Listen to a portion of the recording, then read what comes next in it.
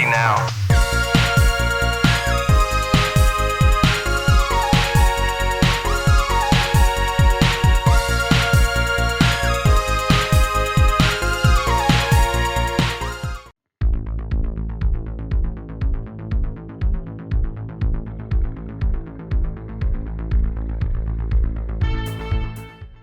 Cyberpunk 2077 feels like the perfect crystallization of the pros and cons of current gaming. Controversially hanging in development for nearly a decade, with questions regarding CD Projekt Red's working conditions and delays spawning memes galore, it seemed like the hype generated for this ambitious title could never be matched. Finally released in 2020, the result is a huge contrast of quality. The pristine storytelling, engrossing world, and in-depth side quests match the developer's pedigree, but a severe lack of polish dampens these strengths at every turn. Frankly, it's been released in an unacceptable state, and while deep patience and appreciation for Western RPGs may motivate you to slog through, most should wait for serious patches. Something which has proved an issue for several games this generation.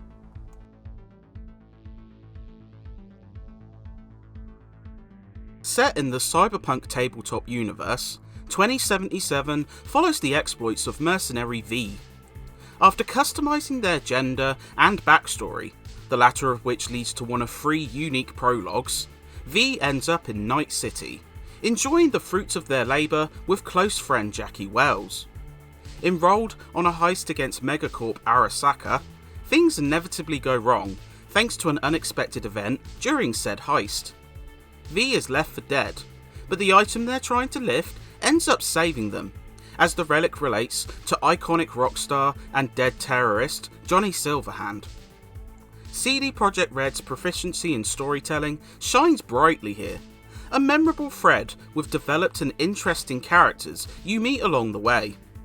Dialogue choices seamlessly blend in with conversations, allowing you to interrupt other characters, pause conversations by walking away, and utilise both your character's skills and their backstory to open up new options.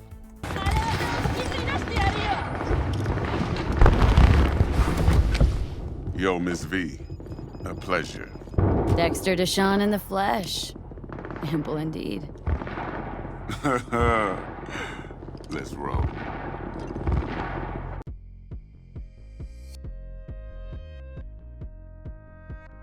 Night City plays a huge role here too, a large Californian map that blends multiple socio-economic areas, cultural diversities, and contrasting locations. The city centre is overwhelming, with towering skyscrapers and dense towns that feel like a futuristic capital. Conversely, the gang-ruled Pacifica boasts beautiful beach scenes marred by violence and degradation, the criminal underbelly that higher-ups ignore. Each area contains unique shops, encounters, and tones which form a disfigured yet engrossing whole. And the in-depth side questing allows you to uncover more about these places, whether you're exploring the grisly scene of a botched ritual, or taking on the numerous cyber psychos, each ruined by a haunting backstory. Missions often encourage differing tactics, sometimes rewarding you for staying undetected or killing a special target with bonus loot. Though the story is a touch brisk, clearable in around 25 hours, the side content easily boosts this to around 80 hours.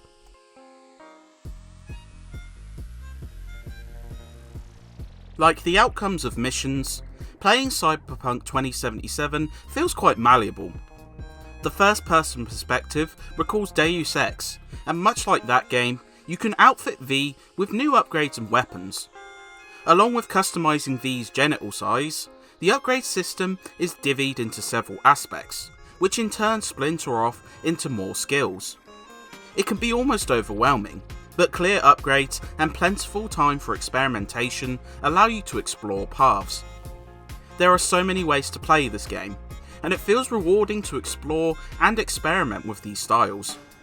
There's also cyberware to consider, as upgrades for V's body require differing stats to use. Berserk, a system that increases your damage output shortly, can only be used with a high body stat, while hacking and the best upgrades for that need high intelligence. While the deep options seem daunting at first, it allows you to tailor your V to a multitude of personal preferences.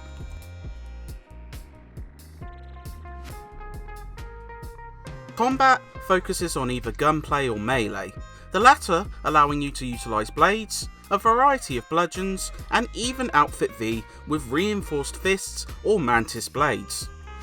Blocking opens up a window to counter, and it feels pretty intuitive. Gunplay lets you equip standard or laser versions of pistols, shotguns, and snipers, and mods further add buffs to your weapons. V's armour can also be changed, proving a notable fashion statement and a way to boost defense.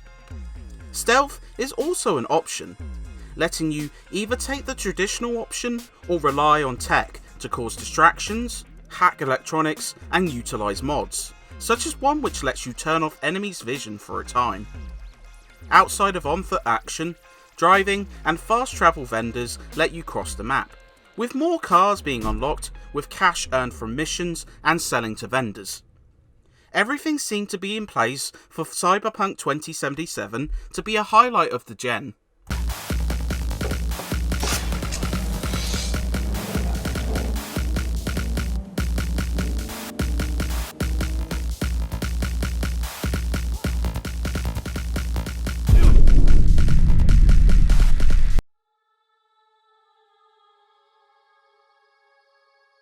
Unfortunately, the strengths of this one are seriously undermined by a lackluster visual presentation and prevalent bugs. Some parts show off the cyberpunk aesthetic and visual pizzazz well, mostly during more intimate cutscenes in sub-areas, but these can be frequently undercut by texture pop-in, characters stuck in the cross pose, and severe slowdown, usually during driving and intense shooting, which can affect your inputs on both. Bugs prove invasive, including quests becoming impossible to complete if you trigger certain glitches, guns disappearing out of your hands, cars refusing to start sometimes, and worst of all, frequent crashes, which begin to tally up once you get further into the game. AAA games have a tendency to release with bugs during this gen, but Cyberpunk 2077 may be the most egregious example yet.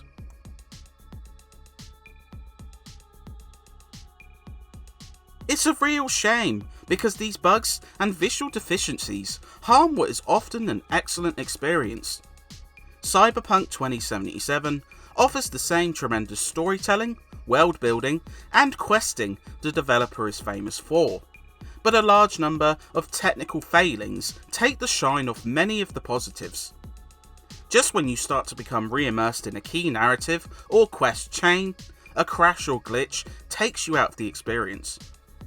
CD Projekt Red has pledged to continue patching these issues, and this one could be a few steps better soon. But right now, it's hard to recommend this one, even with those excellent cracks shining through the sludge. After years of waiting and anticipation, it's odd to feel the sensation that this one could have done with a few more months in the development oven. You just raked in a hefty heap of eddies and have those animals seeing red. See, I like folks who know how to leave a lasting impression.